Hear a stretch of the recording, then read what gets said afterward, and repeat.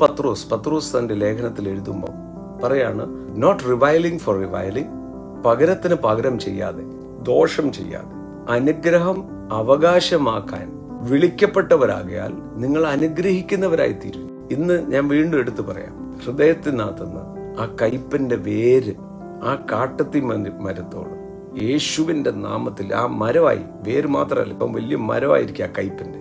അതാ യേശു ലൂക്കോസ് 17 പറഞ്ഞു. ഇടർച്ച വരുന്നത് സ്വാഭാവികം, ഇടർച്ച വരാതിരിക്കുന്നത് ഇമ്പോസിബിൾ ആണ്. നമ്മുടെ ജീവയാത്രയിൽ പല ഒഫൻസുകൾ വന്നേക്കാം, പക്ഷെ അതവിടെ ആ ഒഫൻസിന്റെ വിത്ത് വീഴാൻ സമ്മതിക്കരുത്. അത് പിന്നെ വേരാകും, വലിയ ഇപ്പം കാട്ടത്തിയുടെ മരമായിരിക്കും, എല്ലാം പ്രയോജനമുണ്ടോ ഒരു ഗുണവുമില്ല. അതിനോട് വേരോട് പിഴുത് കടലിൽ പോയി വീഴാൻ പറയണമെന്ന് ലൂക്കോസ് 17 പറയുക. അതെന്താ ഇടർച്ചയും കാട്ടത്തി മരയോട് പോവാൻ പറയുന്നതിന് കാര്യം?